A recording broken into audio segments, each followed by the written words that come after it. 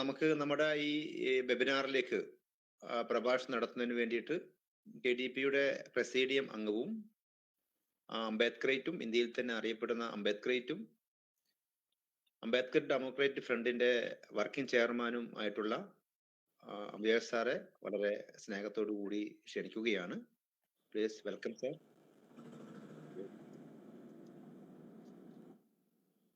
കേരള ദലിത് പ്രാന്തീയ സംസ്ഥാന committee സംഘടിപ്പിച്ചിട്ടുള്ള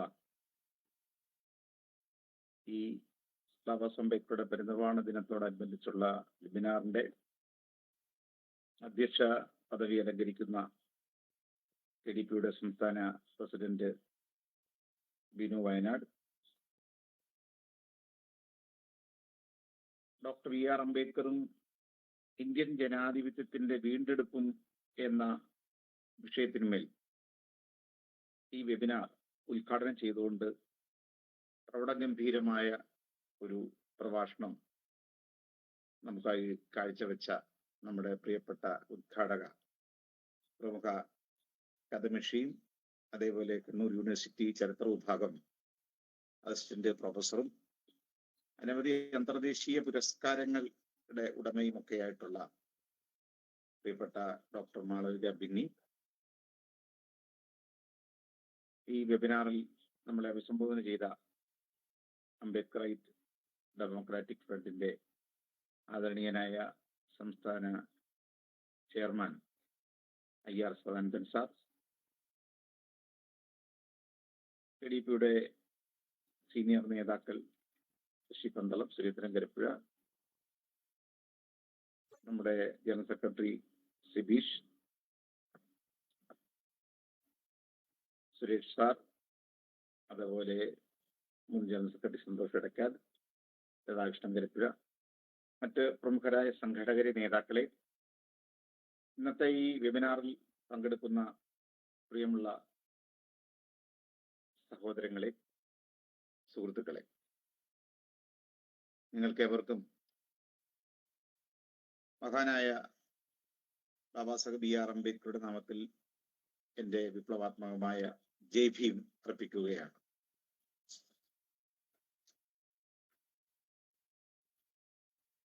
Baba Saheb BR അംബേദ്കറുടെ പരിനിർവാണ ദിനം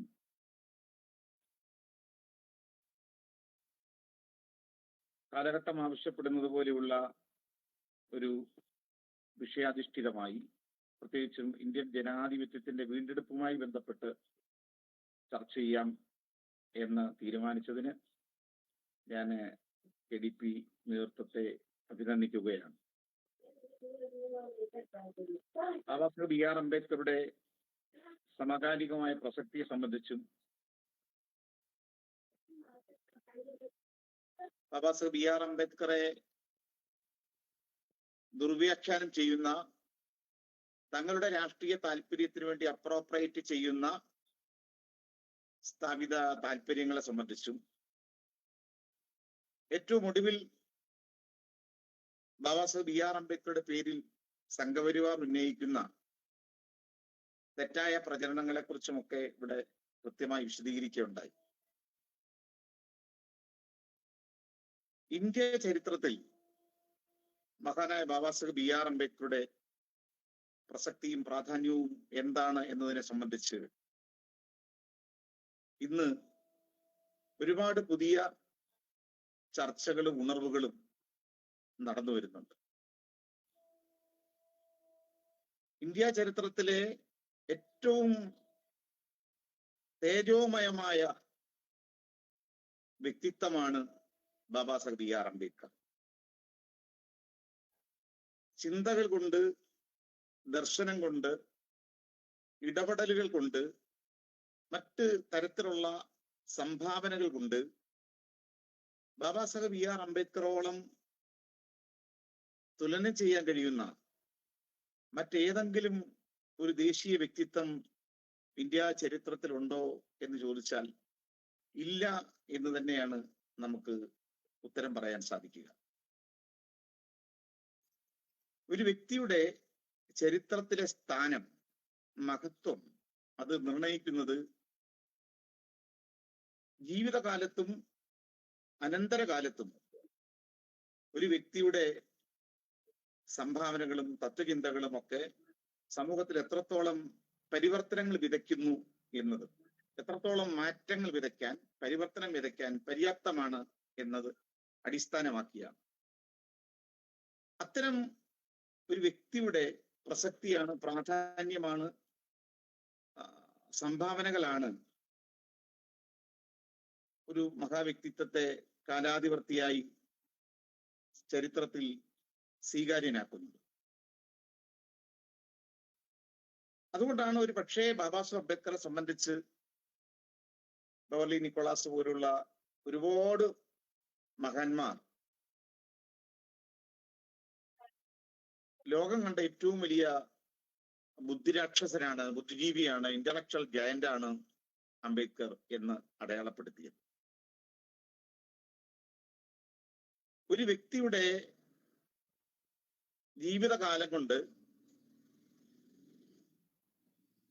അദ്ദേഹം ജീവിക്കുന്ന ഒരു കാലഘട്ടത്തിൽ സമഗ്രമായ പരിവർത്തനം വ്യത്യസ്തങ്ങളായ മണ്ഡലങ്ങളിൽ ഒരേപോലെ സൃഷ്ടിക്കാനും അതിന് നേതൃത്വം കൊടുക്കാനും ആ പരിവർത്തനങ്ങളോടൊപ്പം ആ മാറ്റം ആഗ്രഹിക്കുന്ന വലിയ ഒരു ജനതയുടെ ജീവിത അഭിലാഷങ്ങളുടെ സാക്ഷാത്കാരമായി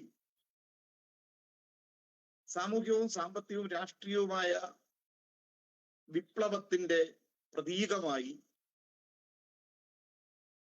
ഒരു വ്യക്തി സ്വന്തം ജീവിതത്തെ പുനഃസൃഷ്ടിക്കുക എന്നതാണ് അംബേദ്കർ നമുക്ക് കാണാൻ കഴിയുന്നത്. നൂറ്റാണ്ടുകളോളം നീതി നിഷേധം അനുഭവിച്ച് അടിമത്തത്തിന്റെ അസമത്വത്തിന്റെ ആഴക്കയങ്ങളിൽ താണുപോയ ഒരു ജനസമൂഹത്തിൽ നിന്നുമാണ് ബാബാ സാഹേബ് അംബേദ്കർ ഉയർന്നു വരുന്നത്.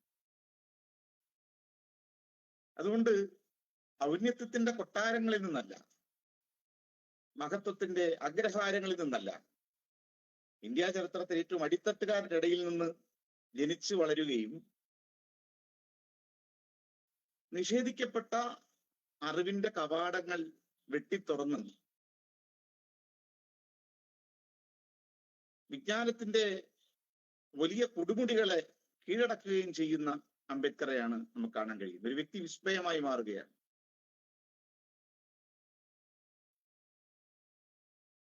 വ്യത്യസ്തങ്ങളായ സാമൂഹിക, രാഷ്ട്രീയ, സാമ്പത്തിക, ദൈക്ഷണിക മേഖലകളിലെല്ലാം സമാനതയില്ലാത്ത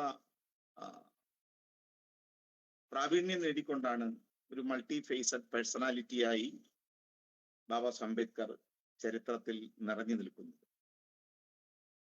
അപ്പൊ ഏത് അവസ്ഥയിൽ നിന്ന് എത്രത്തോളം ഉയരങ്ങളിലേക്ക് പരിവർത്തനത്തിന്റെ അല്ലെങ്കിൽ സമത്വത്തിന്റെ, മാനവീയതയുടെ ഉദാത്തമായ മൂല്യ മണ്ഡലങ്ങളെ താണ്ടി തന്റെ ഇടപെടൽ കൊണ്ട് ജീവിതത്തെ വളരെ പ്രാഗ്മാറ്റിക്കായി, വളരെ പ്രായോഗികമായി അതിനെ മാറ്റി തീർക്കുകയും ആ പ്രയോഗത്തെ കോടിക്കണക്കിന് മനുഷ്യരുടെ ജീവിതത്തിൽ അത് അനുഭവവേദ്യമാക്കുകയും ചെയ്ത ഒരു പ്രായോഗികവാദിയായിരുന്നു, പ്രയോക്താവായിരുന്നു ബാബാ സാഹേബ് അംബേദ്കർ. അതുകൊണ്ട് ഇന്ത്യയിൽ മാത്രമല്ല, ലോക ചരിത്രത്തിൽ തന്നെ അദ്ദേഹം ആ നിലയ്ക്ക് ഒരു പക്ഷേ ഏറ്റവും ഔന്നത്യത്തിൽ നിലകൊള്ളുന്ന ഒരു മഹാനാണ്.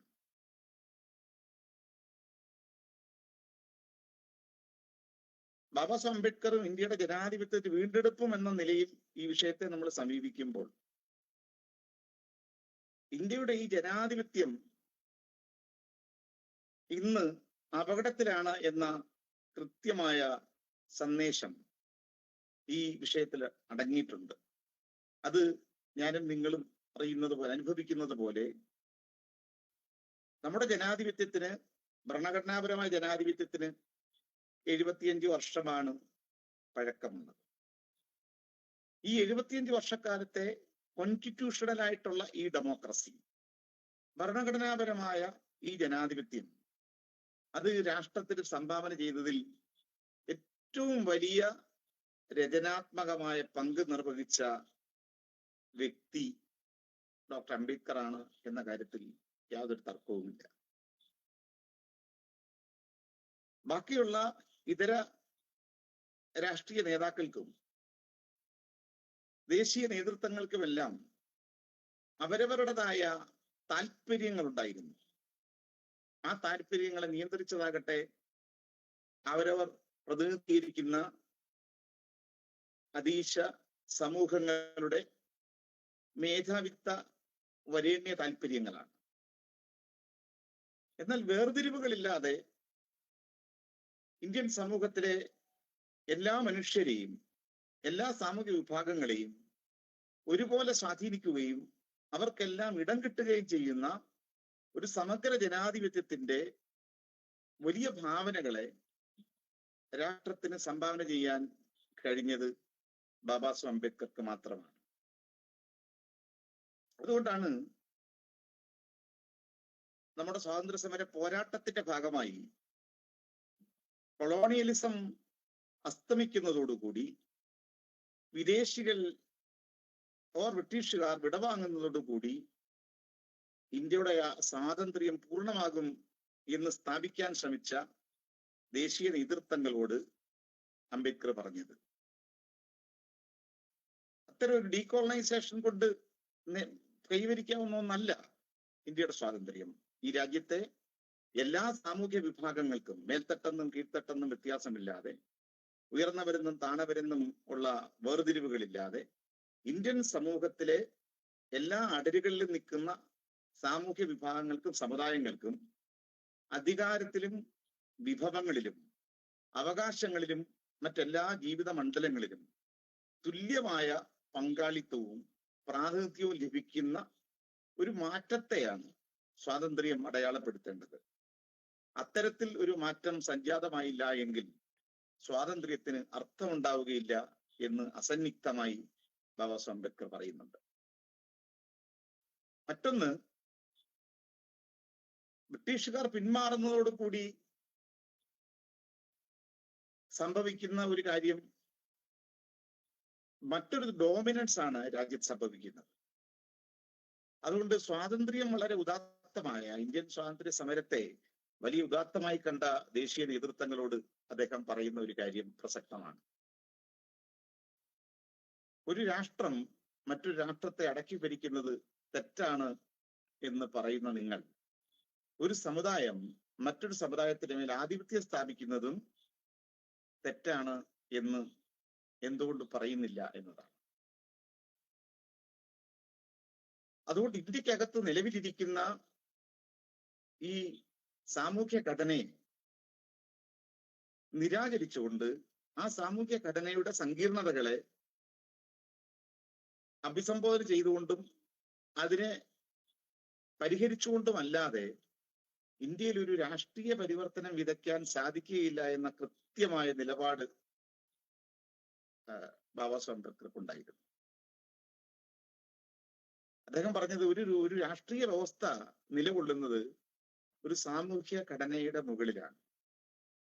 ഈ സാമൂഹ്യ ഘടനയെ അങ്ങനെ തന്നെ നിർത്തിക്കൊണ്ട് അതിന്റെ മുകളിൽ നീതിപൂർവമായ ഒരു ജനാധിപത്യ ഘടന സൃഷ്ടിക്കുക, കെട്ടിപ്പടുക്കുക അസാധ്യമാണ്. അതുകൊണ്ട് ബാബാ സാഹേബ് അംബേദ്കർ ഇന്ത്യയുടെ സാമൂഹ്യ ഘടനയുടെ അടിസ്ഥാനത്തെ വിശദീകരിക്കുന്നുണ്ട്. ഇന്ത്യൻ സമൂഹത്തിന്റെ അടിസ്ഥാനം എന്ന് പറയുന്നത് മേലുകീഴ് വിഭജിതമായ, തരംതിരിക്കപ്പെട്ട അല്ലെങ്കിൽ ശ്രേണീബദ്ധമായ അസമത്വമാണ്. അത് വിതയ്ക്കുന്ന വർണ്ണജാതി വ്യവസ്ഥയാണ്. ഈ വർണ്ണജാതി വ്യവസ്ഥയെ നിലനിർത്തിക്കൊണ്ട് ഇന്ത്യൻ സമൂഹത്തിൽ ഒരു പരിവർത്തനം സൃഷ്ടിക്കുക സാധ്യമല്ല.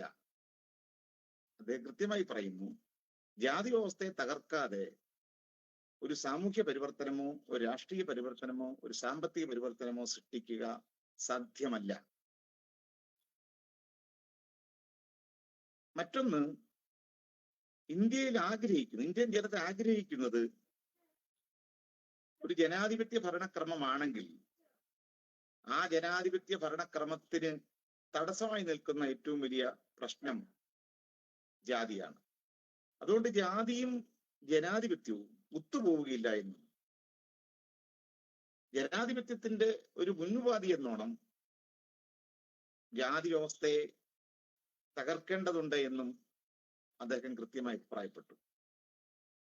ഇന്ത്യയിൽ നൂറ്റാണ്ടുകളായി ജാതി വ്യവസ്ഥയുടെ ഫലമായി പൗരാവകാശങ്ങൾ, മനുഷ്യാവകാശങ്ങൾ, മറ്റ് എല്ലാ തരത്തിലുള്ള സ്വാതന്ത്ര്യങ്ങളും നിഷേധിക്കപ്പെട്ട കോടിക്കണക്കിന് ഇന്ത്യയിലെ അധസ്ഥിതരായ അവർണരായ ജനകോടികളുടെ സ്വാതന്ത്ര്യ അഭിലാഷങ്ങളെ പ്രതിനിധീകരിച്ചുകൊണ്ടാണ് ഡോക്ടർ അംബേദ്കർ ജാതി ഉന്മൂലനം എന്ന അജണ്ട മുന്നോട്ട് വെക്കുന്നത്.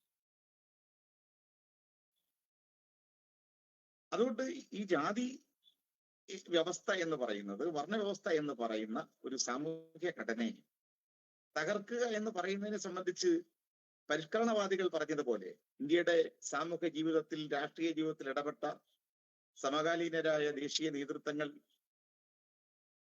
മുന്നോട്ട് വെച്ച ഒരു അജണ്ട എന്ന് പറയുന്നത് സാമൂഹ്യ പരിഷ്കരണത്തിന്റെ ഒരു അജണ്ടയാണ്. അയിത്തം പോലുള്ള പ്രശ്നങ്ങളെ പരിഹരിച്ചുകൊണ്ട്, അയിത്തം നിർമ്മാർജ്ജനം ചെയ്തുകൊണ്ട് നമുക്ക് മുന്നോട്ട് പോകാം എന്ന ആശയമാണ്. പക്ഷെ അംബേദ്കർ അതിനോട് വിയോജിച്ചു. അയിത്തത്തെ ഇങ്ങനെ പരിഷ്കരിച്ചുകൊണ്ടോ അയിത്ത നിർമ്മാർജ്ജനം എന്ന പേരിൽ പന്തിഭോജനമോ മറ്റും നിർവഹിച്ചത് കൊണ്ടോ പരിഹരിക്കാവുന്ന ഒരു പ്രശ്നമല്ല ഇന്ത്യൻ സാമൂഹ്യ വിപ്ലവം എന്ന് പറയുന്നത്.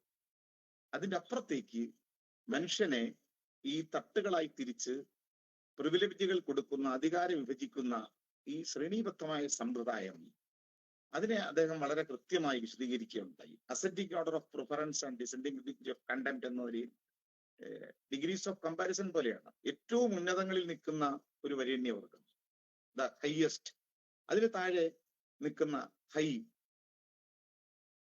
അതിന് താഴെ ഹയർ, പിന്നെ ഹൈയും, അതിന് താഴെ ലോ, ലോവർ, ലോവസ്റ്റ് എന്ന നിലയിലുള്ള പല ഗ്രേഡുകളാണ്.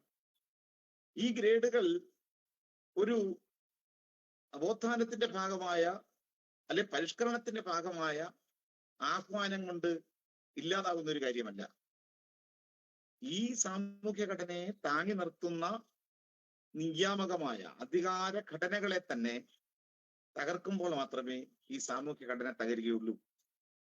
അതുകൊണ്ട് ഈ ജാതി വ്യവസ്ഥയെ താങ്ങി നിർത്തുന്ന അധികാരത്തിന്റെ സ്രോതസ്സുകളെ മറ്റാരും തിരയാത്ത വിധം അംബേദ്കർ അന്വേഷിക്കുമ്പോഴാണ് ജാതിയുടെ വേരുകൾ ചെന്ന് നിൽക്കുന്നത് വർണ്ണവ്യവസ്ഥയിലും, വർണ്ണവ്യവസ്ഥയുടെ വേരുകൾ ഹിന്ദുമതത്തിലും, ഹിന്ദുമതത്തിന്റെ വേരുകൾ ബ്രാഹ്മണിസത്തിലും, ബ്രാഹ്മണ പ്രത്യയശാസ്ത്രത്തിലും, ബ്രാഹ്മണി പ്രത്യയശാസ്ത്രം നിൽക്കുന്നത് അനിയന്ത്രിതമായ രാഷ്ട്രീയ അധികാരത്തിലുമാണ്. അതുകൊണ്ട് ജാതിയുടെ ഈ അധികാര ഘടനയെ തന്നെ അഴിച്ചു പണിയുന്ന സമഗ്രമായ ഒരു സാമൂഹ്യ രാഷ്ട്രീയ വിപ്ലവത്തിലൂടെ മാത്രമേ, ഒരു ജനാധിപത്യ വിപ്ലവത്തിലൂടെ മാത്രമേ ഇന്ത്യക്ക് പൂർണ്ണമായ ജനാധിപത്യത്തിലേക്ക് പ്രവേശിക്കാൻ സാധിക്കുകയുള്ളൂ എന്ന കൃത്യമായ ബോധ്യം വെച്ചുകൊണ്ടാണ് അദ്ദേഹം ശ്രുതികളുടെയും സ്മൃതികളുടെയും മതത്തിന് ഡൈനാമിറ്റ് വെക്കണം എന്ന് പറഞ്ഞത്. ആ മതത്തിന്റെ ദൈവശാസ്ത്രത്തെ തന്നെ, ബ്രാഹ്മണിക് ദൈവശാസ്ത്രത്തെ തന്നെ നിഷേധിക്കുകയും ആ ദൈവശാസ്ത്രത്തിനെതിരായ ഒരു ബദൽ പ്രത്യയശാസ്ത്രത്തെ, ആന്റി ബ്രാഹ്മണിക്കായ പ്രത്യയശാസ്ത്രത്തെ മുന്നോട്ട് വെക്കുകയും ചെയ്തുകൊണ്ടാണ് ഇന്ത്യ ചരിത്രത്തിൽ ബാബാ സാഹേബ് അംബേദ്കർ പരിവർത്തനോന്മുഖമായി ഇടപെടുന്നത്. ഇനി അദ്ദേഹത്തിന്റെ ഇന്ത്യ ചരിത്രത്തിലെ ഒരു 1919 മുതൽ ഡോക്ടർ അംബേദ്കറുടെ ഇടപെടലുകൾ പരിശോധിക്കുമ്പോൾ അദ്ദേഹം മുന്നോട്ട് വെച്ച ഒരു കൺസെപ്റ്റാണ് ഒന്ന് പ്രാതിനിധ്യം എന്ന് പറയുന്ന ഒരു കാര്യം. ഇന്ത്യയിലെ ദലിതർ, പിന്നോക്ക വിഭാഗങ്ങൾ, ദലിതരിൽ നിന്നും മതപരിവർത്തനം ചെയ്ത ഇന്ത്യയിലെ വ്യത്യസ്തങ്ങളായ ന്യൂനപക്ഷ വിഭാഗങ്ങൾ, ഇന്ത്യയിലെ സ്ത്രീകൾ, അതുപോലെ തൊഴിലാളികൾ, അങ്ങനെ ഈ രാജ്യത്തിന്റെ സാമൂഹ്യ വിഭാഗങ്ങൾ, അടിസ്ഥാന പിന്നോക്ക ദലിത് ആദിവാസി വിഭാഗങ്ങളെ സാമൂഹ്യമായി വേർതിരിക്കുകയും അവരുടെ പ്രശ്നങ്ങളെ ആ നിലയ്ക്ക് അതിനെ അഭിസംബോധന ചെയ്യുകയും ചെയ്യുമ്പോൾ തന്നെ ഇന്ത്യൻ സമൂഹത്തിൽ സ്ത്രീകൾ ഒരു പുരുഷാധിപത്യ ബ്രാഹ്മണി ക്രമത്തിൽ ഏത് വിഭാഗത്തിൽപ്പെട്ടവരാണെങ്കിലും സ്ത്രീകൾ പാർശ്വവൽകൃതരാണ് എന്നും അവർ അടിച്ചമർത്തപ്പെട്ടവരുമാണെന്ന ബോധ്യത്തിൽ നിന്നുകൊണ്ടാണ് അദ്ദേഹത്തിന്റെ സ്ത്രീ വിമോചനാത്മകമായ നിലപാടിനെ ചേർത്ത് വെക്കുന്നത്. ഒപ്പം ഇന്ത്യയിലെ തൊഴിലാളികൾ, അധ്വാനിക്കുന്ന ജനവിഭാഗത്തെ പൊതുവായി കാണുകയും അവരുടെ അവകാശങ്ങളെ പ്രതിനിധീകരിച്ചുകൊണ്ട് വലിയ ഇടപെടലുകൾ കൊളോണിയൽ ഇന്ത്യയിൽ തന്നെ വർക്കിംഗ് ക്ലാസിന്റെ, തൊഴിലാളികളുടെ അവകാശങ്ങൾക്ക് വേണ്ടിയുള്ള പോരാട്ടങ്ങൾ ഉയർത്തുകയും ചെയ്യുന്നു. എന്ന് പറഞ്ഞാൽ ഇന്ത്യൻ സമൂഹത്തിലെ മഹാഭൂരിപക്ഷം വരുന്ന സമൂഹങ്ങളെ പ്രതിനിധീകരിക്കുന്ന ഒരു ബ്രോഡായിട്ടുള്ള വിശാലമായ ഒരു ഡെമോക്രാറ്റിക് ആയിട്ടുള്ള ഒരു ഒരു ഒരു സമഗ്ര വിപ്ലവത്തെയാണ് അംബേദ്കർ മുന്നോട്ട് വെക്കുന്നത്.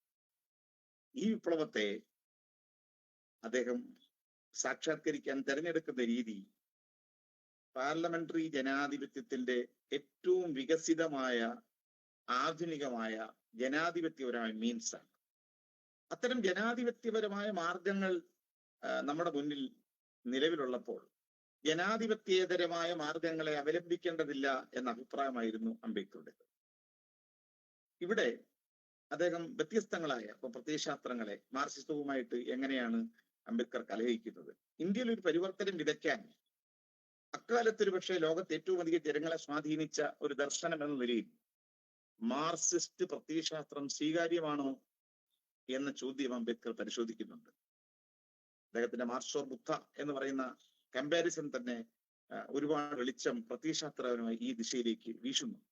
വിശദീകരിക്കാൻ ഞാൻ മുതിരുന്നില്ല. പക്ഷേ മാർക്സിസം വിഭാവന ചെയ്യുന്ന അതിന്റെ വിശകലന രീതി എന്ന് പറയുന്നത് സാമ്പത്തികമാണ് ഒരു സാമൂഹ്യ ഘടനയുടെ അടിസ്ഥാനം എന്നതും സാമ്പത്തിക അവസ്ഥകളിൽ മാറ്റമുണ്ടായാൽ സ്വാഭാവികമായി മറ്റെല്ലാ തരത്തിലുള്ള ഉപരിഘടനകളിലും മാറ്റമുണ്ടാകും എന്ന് പറയുന്ന ഒരു കാഴ്ചപ്പാടായിരുന്നു. പക്ഷെ അതിനോട് നിരാകരിച്ചുകൊണ്ട് അദ്ദേഹം പറഞ്ഞത് ഇന്ത്യക്കകത്ത് ഒരാളുടെ പദവി നിർണയിക്കുന്നത്, ഒരാളുടെ സ്ഥാനം നിർണയിക്കുന്നത് അയാൾ കൈവരിക്കുന്ന സമ്പത്തല്ല എന്നും ജനനത്തിന്റെ അടിസ്ഥാനത്തിലാണ് ചൊട്ട മുതൽ ചുടല വരെ ഒരു വ്യക്തിയുടെ പ്രിവിലേജുകളെ നിയന്ത്രിക്കുന്നത് ഈ പറയുന്ന ജനനത്തിന്റെ അടിസ്ഥാനത്തിൽ കിട്ടുന്ന അദ്ദേഹത്തിന്റെ പദവിയാണ്, കാസ്റ്റാണ്, ജനനമാണ്, അത് ബർത്താണ്. അതുകൊണ്ട് വെൽത്ത് അല്ല. അതുകൊണ്ട് സാമ്പത്തിക ഈ പറയുന്ന അടിസ്ഥാനങ്ങൾ മാറിയാലും സാമൂഹ്യ അവസ്ഥയ്ക്ക് മാറ്റം ഉണ്ടാവുകയില്ല എന്ന ബോധ്യം അദ്ദേഹത്തിനുണ്ടായിരുന്നു. ഈ ബോധ്യത്തിൽ നിന്നുകൊണ്ടാണ് മാർക്സത്തിന്റെ സൈദ്ധാന്തികമായ സാമ്പത്തികമാണ് കാതലെന്ന് പറയുന്ന ആ ഘടന അതിന്റെ വിശകലന രീതിയെ തന്നെ ഇന്ത്യൻ സമൂഹത്തിന്റെ യാഥാർത്ഥ്യങ്ങളിൽ നിന്നുകൊണ്ട് അദ്ദേഹം അതിനെ നിഷേധിക്കുകയും വ്യത്യസ്തമായ മാനം മുന്നോട്ട് വെക്കുകയും ചെയ്യുന്നു. മറ്റൊന്ന്, അഥവാ ഈ രാജ്യത്തെ തൊഴിലാളി വർഗത്തെ പ്രതിനിധീകരിക്കുന്ന, അവരെ ഉൾക്കൊള്ളുന്ന ഒരു ക്ലാസ് റെവല്യൂഷൻ, വർഗസമരത്തെ അദ്ദേഹം കണ്ടത്, വർഗസമരം മുന്നോട്ട് വെക്കുന്ന രീതി എന്ന് പറയുന്നത്, മാർഗം എന്ന് പറയുന്നത് സമരത്തിന്റെയും അതേപോലെ രക്തരൂക്ഷിതമായ പോരാട്ടത്തിന്റെയും ആ രക്തരൂക്ഷിതമായ മുതലാളിത്തത്തിനെതിരായ അല്ലെ ചൂഷകവർഗത്തിനെതിരായ രക്തരൂക്ഷിതമായ പോരാട്ടങ്ങളിലൂടെ സൃഷ്ടിക്കുന്ന ഒരു രാഷ്ട്രീയ വ്യവസ്ഥയാണ്, ഒരു സോഷ്യലിസ്റ്റ് വ്യവസ്ഥയാണ്. ഈ സോഷ്യലിസ്റ്റ് വ്യവസ്ഥയാകട്ടെ സ്ഥാപിക്കുന്നത് ഡിക്റ്റേറ്റർഷിപ്പ് ഓഫ് പ്രോലറ്റേറിയറ്റ് എന്ന് പറയുന്ന മാർക്സിസ്റ്റ് കൺസെപ്റ്റിലേക്കാണ്. തൊഴിലാളി വർഗത്തിന്റെ സർവാധിപത്യത്തിലൂടെയാണ് തൊഴിലാളി വർഗത്തിന് നീതി ലഭിക്കേണ്ടത് എന്ന ഒരു കാഴ്ചപ്പാടിലേക്കാണ്. മാർക്സിസം പോലുള്ള പ്രത്യയശാസ്ത്രത്തോട് കലഹിച്ചുകൊണ്ട് അംബേദ്കർ പറയുന്നത് ഈ ഡിക്റ്റേറ്റർഷിപ്പ് എന്ന് പറയുന്നത് എല്ലാ കാലത്തും ലോകത്ത് സ്വീകാര്യമായ ഒരു സംവിധാനമല്ല. അതുകൊണ്ട് ഒരു ജനങ്ങളുടെ മേൽ വയലൻസിലൂടെ ആധിപത്യം നിലനിർത്തുന്ന ഈ മൃഗീയാധിപത്യം, ഡിക്റ്റേറ്റർഷിപ്പ്, അത് അനുകരണീയമല്ല എന്നും അത് സ്വീകാര്യമല്ല എന്നും അതിനെ മാറ്റിയാൽ പകരം വെക്കുവാൻ മാർക്സത്തിന്റെ കയ്യിൽ മാർക്സിസത്തിന് മറ്റൊരു നവീനമായ പരിഹാരമുണ്ടോ എന്നും അംബേദ്കർ ചോദിക്കുന്നുണ്ട്.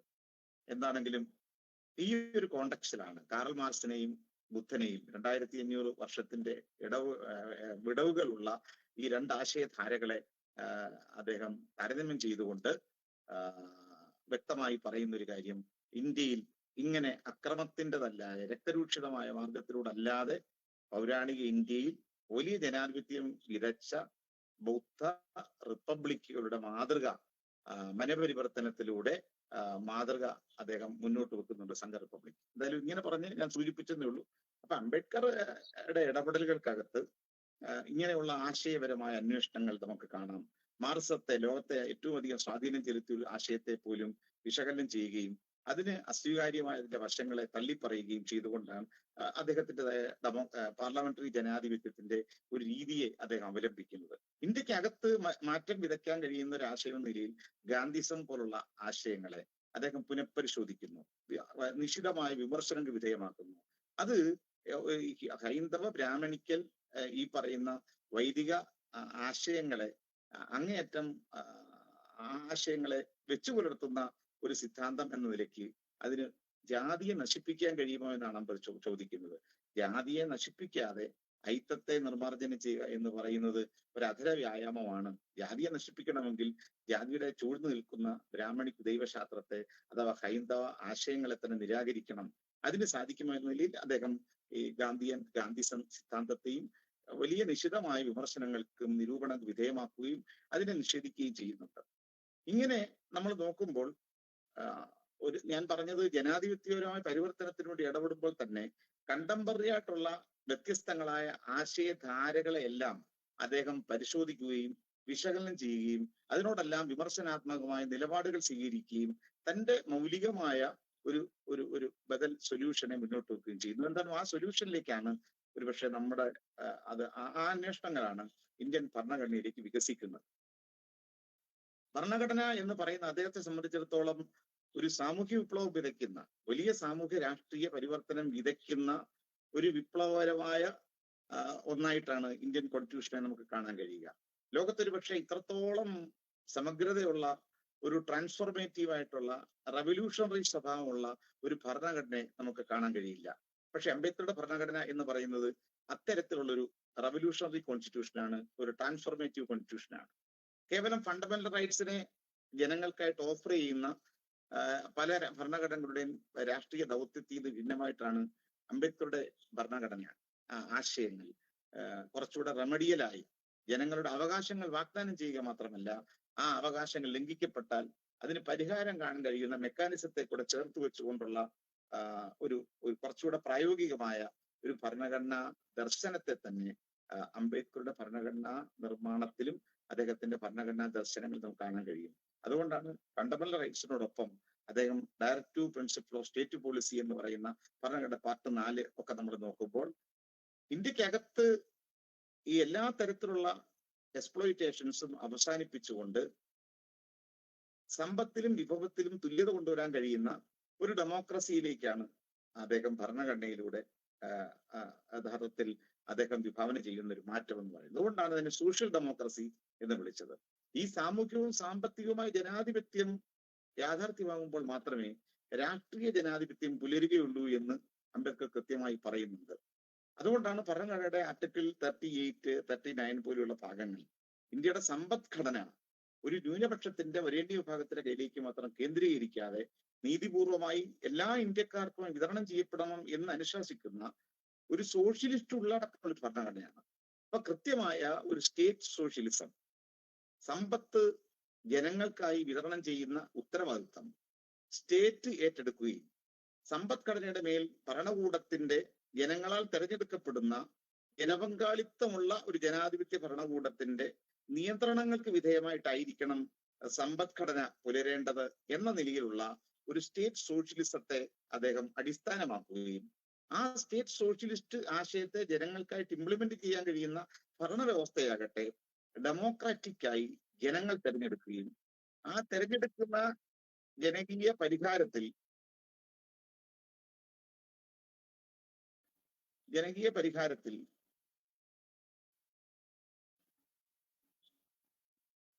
പ്രാതിനിധ്യം എല്ലാ വിഭാഗങ്ങൾക്കും തുല്യമായ പ്രാതിനിധ്യം ഉറപ്പാക്കുന്ന രീതിയിലുള്ള ഒരു സോഷ്യൽ ഡെമോക്രസി, എല്ലാ സമൂഹങ്ങൾക്കും ജനസംഖ്യാനുപാതികമായ പ്രാതിനിധ്യം അത് ഉറപ്പുവരുത്തുന്ന രീതിയിലുള്ള ഒരു ജനാധിപത്യ കാഴ്ചപ്പാടാണ്. ഈ രീതിയിലാണ് അദ്ദേഹത്തിന്റെ ഭരണഘടനാ ദർശനങ്ങൾ യഥാർത്ഥത്തിൽ മുന്നോട്ട് വെക്കുന്നത്. സമാനമായ ഒരു പക്ഷേ ലോക ചരിത്രത്തിൽ ഇത്രത്തോളം പരിവർത്തനം വിതച്ച, ഇത്രത്തോളം മാറ്റം വിഭാവന ചെയ്യുന്ന പ്രായോഗികമായ ഒരു ഭരണഘടന ലോകത്ത് നമുക്ക് പറയാൻ സാധിക്കുകയില്ല. എന്താണെങ്കിലും അത്തരത്തിൽ അംബേദ്കർ വിഭാവന ചെയ്ത ഭരണഘടന നമുക്കറിയാം. ഭരണഘടനയുടെ ചരിത്രത്തിലേക്കൊന്നും ഞാൻ പോകുന്നില്ല. ഒരുപക്ഷെ ഇന്ത്യൻ ഭരണഘടനാ നിർമ്മാണത്തിൽ അംബേദ്കർ നിർവഹിച്ച നേതൃപരമായ പങ്ക് പലപ്പോഴും അതിനെ കുറച്ച് കാണിക്കുന്നുണ്ട്. ബി എൻ റാവുവിനെ പോലുള്ള എഴുത്തുകാർ. മറ്റു ലോകരാഷ്ട്ര ഭരണഘടനകളൊക്കെ പഠിച്ച് അതിനെ റിപ്പോർട്ട് ചെയ്ത ഒരാൾ മാത്രമാണ് ബി എൻ റാവു. പക്ഷെ ബാബാ സാഹേബ് അംബേദ്കർ ആണ് ആ ഭരണഘടനാ രചനയുടെ എല്ലാ തരത്തിലുള്ള ജോലികളും പൂർത്തീകരിച്ചതെന്ന് നമുക്കറിയാം. ഒപ്പം ആ ഭരണഘടന സ്വാഭാവികമായും ഇന്ത്യക്ക് വേണ്ടി അവതരിപ്പിക്കുമ്പോൾ അദ്ദേഹം പറഞ്ഞ ചില കാര്യങ്ങളുണ്ട്. നമുക്ക് സമയപരിധിയുണ്ട്. അതില് ഭരണഘടനാ ധാർമ്മികത എന്ന് പറയുന്ന ഒരാശയം ഭരണഘടനയേക്കാൾ പ്രധാനമാണ് ഭരണഘടനാ ധാർമ്മികത എന്ന് അദ്ദേഹം അഭിപ്രായപ്പെട്ടിരുന്നു. അതുകൊണ്ട് ഭരണഘടനാ ധാർമ്മികത ഒരു ഭരണകൂടം ചെലുത്തുമ്പോഴാണ്, ഒരു സമൂഹം പാലിക്കുമ്പോഴാണ് ആ ഭരണഘടനയുടെ തത്വങ്ങൾ ജനങ്ങൾക്കായി നടപ്പിലാക്കാൻ കഴിയുക. അതുകൊണ്ട് ആ കോൺസ്റ്റിറ്റ്യൂഷണൽ മൊറാലിറ്റിക്ക് അദ്ദേഹം ഇമ്പോർട്ടൻസ് കൊടുത്തു. മറ്റൊന്ന്, ഇന്ത്യൻ ഡെമോക്രസിയിൽ അദ്ദേഹം പറഞ്ഞ ചില ആശങ്കകളുണ്ട്. ഒരുപക്ഷെ വർത്തമാനകാല ഇന്ത്യൻ ജനാധിപത്യം വലിയ നിലയ്ക്ക് അപകടകരമായ ഭീഷണികളെ നേരിടുമ്പോൾ അംബേദ്കറുടെ വാക്കുകൾ പ്രസക്തമാണ്. ഇന്ത്യ രാഷ്ട്രത്തെക്കാൾ, ഇന്ത്യക്കാർ രാഷ്ട്രത്തെക്കാൾ അവരുടെ വ്യക്തി താല്പര്യങ്ങൾക്ക്, അവരുടെ ദർശനങ്ങൾക്ക് പ്രാധാന്യം കൊടുക്കുകയാണെങ്കിൽ അത് ഇന്ത്യ നേരിടുന്ന വലിയ ദുരന്തമായിരിക്കും എന്ന് അദ്ദേഹം പറഞ്ഞു. ഇന്ന് ഇന്ത്യയിൽ സംഭവിക്കുന്നത് രാഷ്ട്രത്തെക്കാൾ വലുതാണ് തങ്ങളുടെ പ്രത്യയശാസ്ത്രമെന്നും തങ്ങളുടെ വംശീയ കോർപ്പറേറ്റ് താല്പര്യങ്ങളെന്നും വിചാരിക്കുന്നവരുടെ കരങ്ങളിലാണ് ഇന്ന് രാജ്യം യഥാർത്ഥത്തിൽ അകപ്പെട്ടിരിക്കുന്നത്. മാത്രമല്ല, അംബേദ്കർ വിഭാവന ചെയ്ത ജനാധിപത്യത്തിന്റെ ക്ഷേമരാഷ്ട്ര ഭാവനകളെ ഒരുപക്ഷെ പൂർണ്ണമായി കൈയൊഴിഞ്ഞുകൊണ്ട് ക്ഷേമരാഷ്ട്രം എന്ന ആശയത്തിൽ നിന്ന് ഒരു മുതലാളിത്ത നവലിബറൽ കോർപ്പറേറ്റ് വ്യവസ്ഥയിലേക്ക് രാഷ്ട്രം ഇന്ന് വളരെ വേഗം മാറിക്കൊണ്ടിരിക്കുന്നു ഒരു ഭാഗത്ത്. മറ്റൊന്ന്, അധികാരം എന്ന് പറയുന്നത് ഒരു ജനാധിപത്യപരമായ അധികാരക്രമത്തിന്റെ അപ്പുറത്തേക്ക് ജനാധിപത്യ ക്രമത്തിലൂടെ അധികാരത്തിൽ പ്രവേശിച്ചിട്ട് ഒരു സമഗ്രാധിപത്യത്തിന്റെ ശൈലിയിലേക്ക് ഇന്ത്യൻ ഭരണകൂടം ഇന്ന് മാറിയിരിക്കുന്ന ഒരു സാഹചര്യവുമാണ്. സമഗ്രാധിപത്യ പ്രവണതയാണ്. ഈ സമഗ്രാധിപത്യം ജനാധിപത്യത്തിന്റെ അടിസ്ഥാനങ്ങളെ പൂർണ്ണമായി നിരാകരിച്ചുകൊണ്ട് തങ്ങളുടെ ഒരു കോർപ്പറേറ്റ് ഫാസിസ്റ്റ് ഹിന്ദുത്വ അജണ്ട ഇന്ത്യയുടെ മേൽ അടിച്ചേൽപ്പിച്ചുകൊണ്ടുള്ള നിയമനിർമ്മാണങ്ങൾ നടക്കുന്നു. അതിന്റെ അപകടകരമായ ഒരവസ്ഥയിലാണ് നമ്മുടെ ജനാധിപത്യത്തെ വീണ്ടെടുക്കണം എന്ന് നമ്മൾ പറയുമ്പോൾ ഇന്ന് സമകാലീന ഇന്ത്യയിൽ സംഭവിക്കുന്ന ഈ അപകടങ്ങളെ കുറിച്ച് അംബേദ്കർ മുന്നറിയിപ്പ് നൽകിയിരുന്നു. ആ മുന്നറിയിപ്പാണ് അദ്ദേഹം വളരെ കൃത്യമായി പറഞ്ഞത്. ഈ രാജ്യത്തിന്റെ സ്വാതന്ത്ര്യത്തിന് എന്താണ് സംഭവിക്കുക എന്ന ഉത്കണ്ഠകൾ അദ്ദേഹം ഉന്നയിച്ചിരുന്നു. മാത്രമല്ല, ഈ സ്വാതന്ത്ര്യങ്ങൾ, ഈ ജനാധിപത്യം എന്ന് പറയുന്നത് ജനങ്ങൾക്ക് നഷ്ടപ്പെടുന്ന ഒരു കാലം വന്നാൽ നീതി നിഷേധിക്കപ്പെടുന്ന ജനസമൂഹങ്ങൾ ഉണർന്നെണീക്കുന്ന ഒരു വലിയ രാഷ്ട്രീയ വിപ്ലവത്തെ അദ്ദേഹം യഥാർത്ഥത്തിൽ പ്രവചിക്കുകയും ചെയ്യുന്നുണ്ട്. എന്താണെങ്കിലും നമുക്കിപ്പോ അറിയാം, ഏറ്റവും ഒടുവിൽ ഇന്ത്യൻ ഡെമോക്രസിയിൽ ഒരു പൗരന്റെ ഏറ്റവും വലിയ അവകാശം തങ്ങളെ ആര് ഭരിക്കണമെന്ന് തീരുമാനിക്കാനുള്ള അവകാശമാണ്. ആ അവകാശങ്ങൾ പോലും ഇന്ന് അട്ടിമറിച്ചുകൊണ്ടാണ് നമുക്കറിയാം EVM പോലുള്ള സംവിധാനങ്ങളുടെ ചീഫ് ഇലക്ഷൻ കമ്മീഷൻ അല്ലെ ഇലക്ഷൻ കമ്മീഷൻ എന്നൊക്കെ പറയുന്നത് ഇന്ന് ഒരു പ്രൈവറ്റ് ഏജൻസിയായി മാറുകയും ഈ നാട്ടിലെ ഫാസിസ്റ്റ് രാഷ്ട്രീയ താല്പര്യങ്ങളുടെ അജണ്ട നടപ്പിലാക്കുന്ന ഒരു തൊഴിൽ എന്ന നിലയിലേക്ക്, സ്ഥാപനം എന്ന നിലയിലേക്ക് അത് മാറുന്നു. ലക്ഷക്കണക്കിന് ആൾക്കാരുടെ വോട്ടവകാശം റദ്ദ് ചെയ്യപ്പെടുന്നു. വോട്ടേഴ്സ് ലിസ്റ്റിൽ നിന്ന് ആയിരക്കണക്കിന് ലക്ഷക്കണക്കിന് പൗരന്മാർ പുറത്താക്കപ്പെടുന്ന ഒരവസ്ഥയാണ്. ഒരു മിനിറ്റ്, അന്വിതൻ വന്നിട്ടുണ്ടോ? ബിനു, ഹലോ. കേറിയിട്ടില്ല.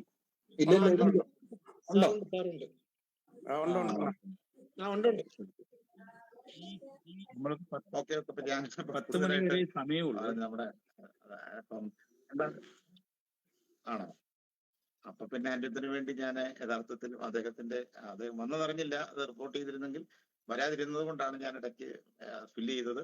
എന്താണെങ്കിലും ഇന്ത്യയുടെ ജനാധിപത്യത്തിന്റെ വീണ്ടെടുപ്പിന് അംബേദ്കർ തന്നെയാണ് ഉത്തരവെന്നും അംബേദ്കർ ദർശനങ്ങളെ ഉയർത്തിപ്പിടിച്ചുകൊണ്ട് ഇന്ത്യൻ ജനത ഒറ്റക്കെട്ടായി നിന്നുകൊണ്ട് ഭരണഘടനയും ജനാധിപത്യത്തെയും പ്രൊട്ടക്ട് ചെയ്യാൻ മുന്നോട്ട് വരണമെന്നും ആഗ്രഹിച്ചുകൊണ്ട് ഞാൻ എൻ്റെ ഈ വാക്കുകൾ ഉപസംഹരിക്കുകയാണ്. അഭിവാദ്യങ്ങൾ.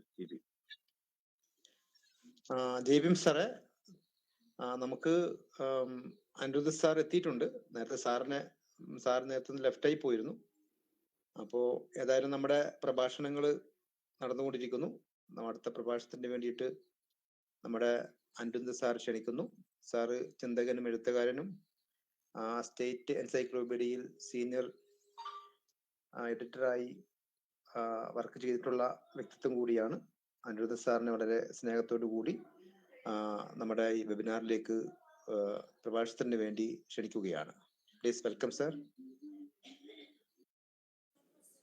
ഓക്കെ, ജയ് ഭീം. വെബിനാർ ഉദ്ഘാടനം ചെയ്ത മാളവിക ബിന്നി, അതുപോലെ തന്നെ IR Sadanandan sir, M Bujashan, അത് കഴിഞ്ഞിട്ട് KDPയുടെ സംസ്ഥാന president Binu Wayanad, general secretary Sibeesh Cheruvallur, senior leaders ആയിട്ടുള്ള ശശി പന്തളം, സുരേന്ദ്രൻ കഴിപ്പുഴ, സന്തോഷ് ഇടയ്ക്കാട്, സുരേഷ് ഇടുക്കി, രാജൻ മലയിൽ, ബിജു ലഞ്ഞിക്കൽ, KK രാധാകൃഷ്ണൻ തുടങ്ങിയ പാന്തർ സഹോദരങ്ങളെ, ഈ പരിപാടിയിൽ പങ്കെടുത്തുകൊണ്ടിരിക്കുന്ന എല്ലാവർക്കും എൻ്റെ സ്നേഹം നിറഞ്ഞ ജയ്ഭീം അർപ്പിക്കുകയാണ്. ഞാനൊരു ദുഃഖമായ യാത്രയിലായിരുന്നു, ഇപ്പോഴാണ് വന്നത്. ഇടയ്ക്ക് ഈ പരിപാടിയിൽ കയറുകയും മാളവിക ബെന്നിയുടെയൊക്കെ പ്രസംഗം കേൾക്കുകയൊക്കെ ചെയ്തു, ഭാഗമായി കേൾക്കുകയൊക്കെ ചെയ്തു. ഇപ്പോഴാണ് ഞാൻ എത്തിയത്, എന്നോട് ക്ഷമിക്കുക. മാത്രമല്ല, നമ്മുടെ പരിപാടി 10 മണിക്ക് അവസാനിപ്പിക്കുകയാണ്. അപ്പോൾ അതുകൊണ്ട് വളരെ ചുരുങ്ങിയൊരു സമയം കൊണ്ട് നമ്മുടെ വർത്തമാനം അവസാനിപ്പിക്കാൻ കഴിയും എന്നുള്ളൊരു പ്രതീക്ഷയും ഉണ്ട്. സുദീർഘമായ പ്രഭാഷണങ്ങൾ കഴിഞ്ഞു എന്ന് പറയുമ്പോഴത്തേനെ ഈ ഒരു പാന്തർ കുടുംബത്തിനകത്ത് വന്ന് അംബേദ്കറിസത്തെ കുറിച്ചും അതിന്റെ ഭാവിയെ കുറിച്ചും ഒക്കെ പറയുന്നത് അത് ഒരു ഇല്യൂഷൻ ആയിരിക്കും. അങ്ങനെ ചെയ്യാൻ പാടില്ല. കാരണം കേരളത്തിലെ ഏതെങ്കിലും ഒരു പ്രസ്ഥാനത്തിന്റെ ആളുകൾ അംബേദ്കറിസത്തെയും അംബേദ്കറെയും കുറിച്ച് അഗാധമായി പഠിച്ചിട്ടുണ്ടെങ്കിൽ അത് എൻ്റെ അറിവിൽ പാന്തർ പ്രസ്ഥാനമാണ്, അല്ല വേറൊരു പ്രസ്ഥാനവും അങ്ങനെ പഠിച്ചിട്ടില്ല. അപ്പൊ അവരോട് വന്നിട്ട് അംബേദ്കറുടെ സ്മരണയ്ക്ക് ഒരു പ്രഭാഷണം നടത്തുക എന്നൊക്കെ പറഞ്ഞാൽ അതൊരു വല്ലായ്മയായി പോകുമെന്ന് എനിക്ക് തോന്നുന്നു. 3 കാര്യങ്ങൾ ഞാൻ പറയും. അത് ഇനിയിപ്പോ 10 മിനിറ്റിനുള്ളിൽ നമുക്ക് അവസാനിപ്പിക്കുകയും ചെയ്യാം എന്ന് പ്രതീക്ഷിക്കുന്നു. ഒന്ന്, ഡോക്ടർ BR അംബേദ്കറും ജനാധിപത്യത്തിന്റെ വീണ്ടെടുക്കലും എന്നാണ് നമ്മുടെ വിഷയം. ആ വിഷയത്തിന്മേലെ നമ്മൾ ഒന്ന് നോക്കുമ്പോൾ ഇന്ത്യയിൽ ജനാധിപത്യം സ്ഥാപിച്ചെടുക്കുന്നതിൽ ഡോക്ടർ BR അംബേദ്കർ വഹിച്ച പങ്ക് നമുക്കെല്ലാവർക്കും അറിയാം.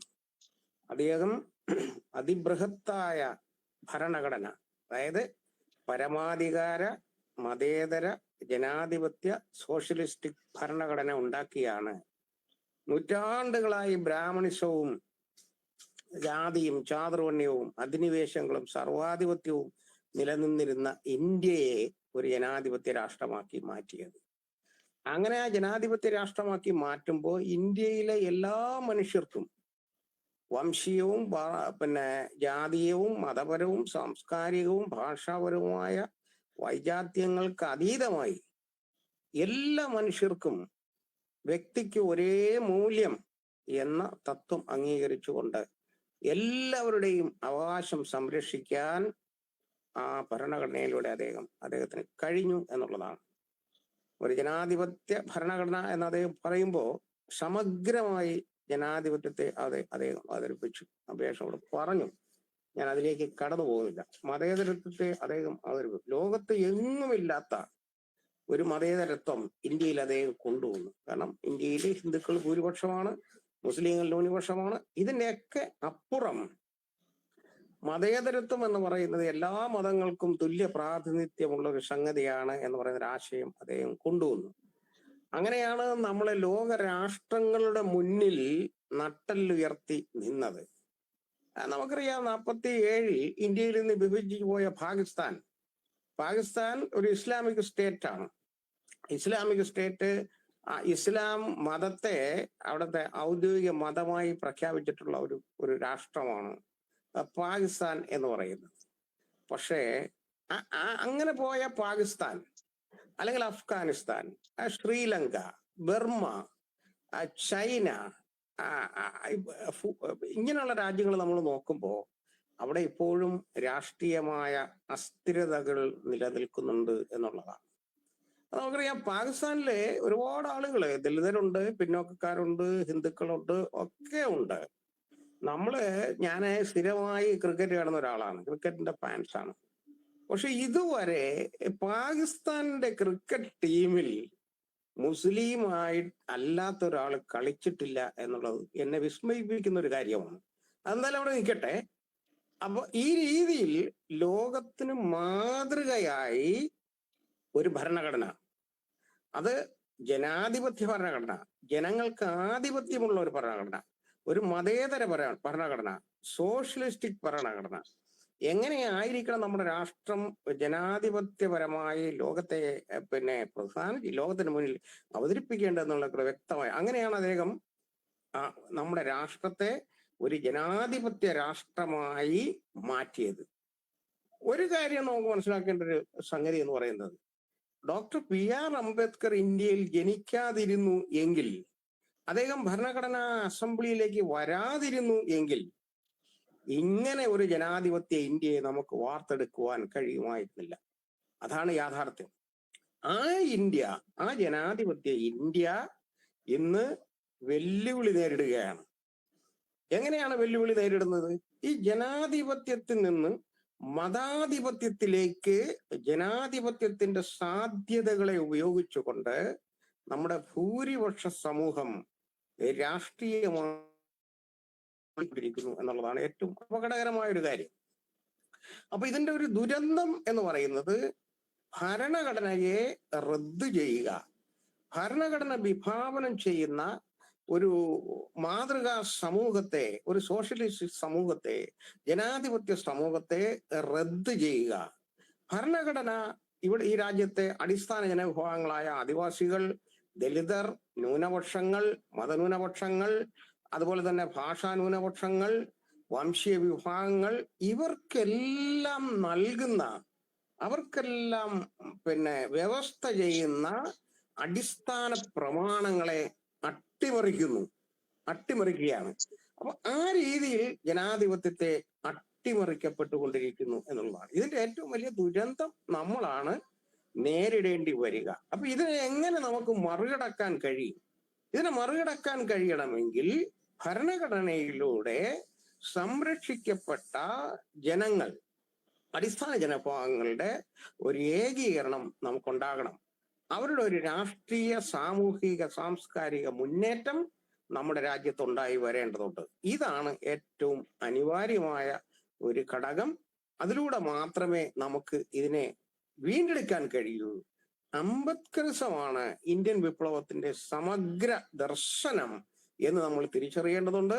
ആ അംബേദ്കറിസത്തിന്റെ വക്താക്കളായി നമ്മൾ വീണ്ടും ശക്തമായി രംഗത്തിറങ്ങേണ്ടതുണ്ട്, അതിനെ പ്രചരിപ്പിക്കേണ്ടതുണ്ട്. ഇതിൽ കൂടി മാത്രമാണ് നമുക്ക് മുന്നോട്ട് പോകാൻ കഴിയുന്നത് എന്നാണ് ഞാൻ മനസ്സിലാക്കുന്നത്.